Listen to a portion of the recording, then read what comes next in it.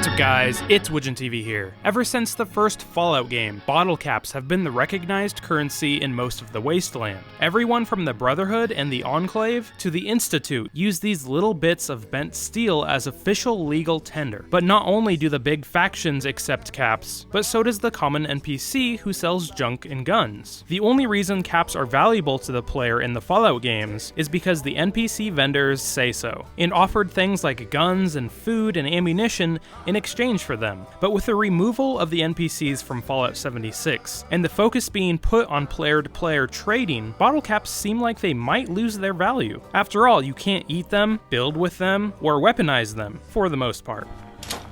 Approach.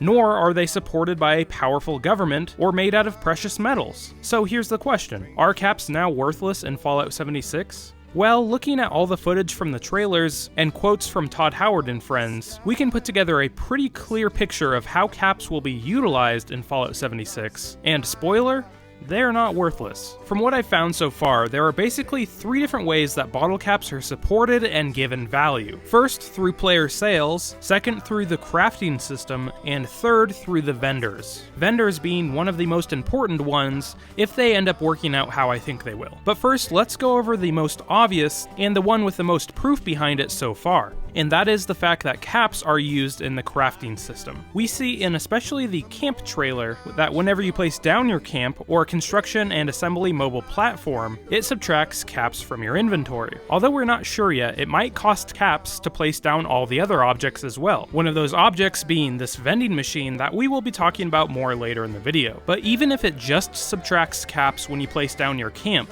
this action alone would give caps value. Why would you trade your stockpile of cooked Deathclaw steak for a handful of caps? Well, it's because you need to place down your camp module, or potentially make defenses or build a settlement, once again giving these caps value. But bottle caps value doesn't just stop there. From this point forward, everything that I say will be speculation, but I think I have some pretty good ideas, so try to hang in there. Alright, remember that vending machine that I was talking about earlier? Well, I think Bethesda has big plans for them. So as you can see in the screenshot, there are multiple versions of these vendors. Obviously, the one that we're looking at is a medical store. It says that right here. And we can assume that there's many different variations for ammo, guns, and so on. I've been looking around the internet a lot about these vending machines, and I've found very little conversation about them. Some people think that you can set these machines up in your camp and use them as your own personal vendors, like you would find in Diamond or Rivet City, but I'm not really buying that. I have a very different idea about these vendors. And to fully explain my theory, we're gonna have to go way back, and we're gonna have to talk about my time in a Minecraft economy server. Now, I promise I will make it back to our topic about what gives caps value in Fallout 76. Just hang in there for a sec. Now, this was a few years ago. I played on a Minecraft server called HPCraft. It was a server that allowed you to trade items with other players. The transactions basically consisted of, hey, will you trade this item for that item? And once the trade was agreed upon, you would basically throw those items onto the ground. After picking them up, the transaction would be complete. This is called bartering. The definition of bartering is an exchange of goods or services for other goods or services without using money. Basically, it's trading without money. And this system in this server generally worked out perfectly. But this server also had another feature. It allowed you to create your own personal shop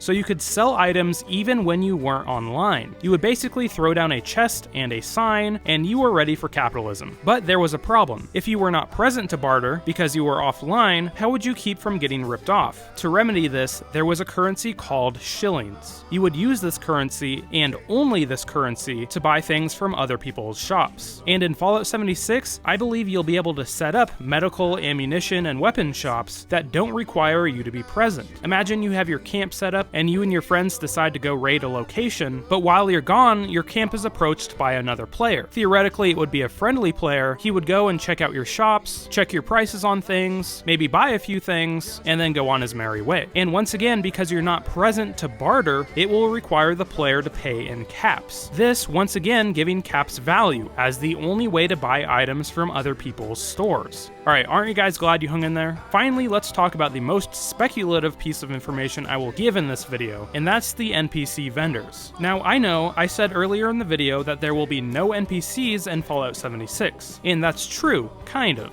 In an interview with German game site GameStar, Todd Howard gives some information on this topic. Here's what he says. Question: you said there will be no NPCs in Fallout 76. Isn't that a big challenge for the quest designers? Are there decisions to make? Answer by Todd Howard. You mustn't forget we still have robots, terminals, and holotapes, and other things to help the player decide. End quote. So taking this information, we can extrapolate it into a few different things. In this context, he's talking about quest givers and the overall story, and he mentions robots. So because robots can be quest givers and basically you can talk to them, I don't think it is a big stretch to think that you will be able to buy and sell items from them also. If you played Fallout New Vegas, which you definitely should have, one of the most important vendors in that game was the robot standing outside of the gun runners. There you could buy and sell ammunition along with guns to a robot. So I imagine in Fallout 76 there will be a slew of robot vendors accepting caps as currency, once again giving caps value in Fallout 76. Putting these three things together, construction, player-to-player trading, and vendor trading, I believe bottle caps will ascend from mere bent pieces of steel that are basically worthless into one of the most important and prolific resources in Fallout 76.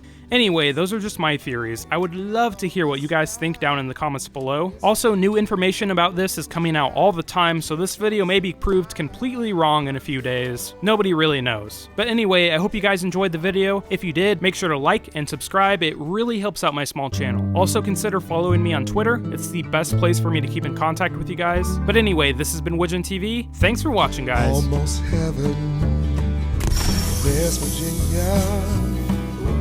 Blue Ridge Mountains, Shenandoah River.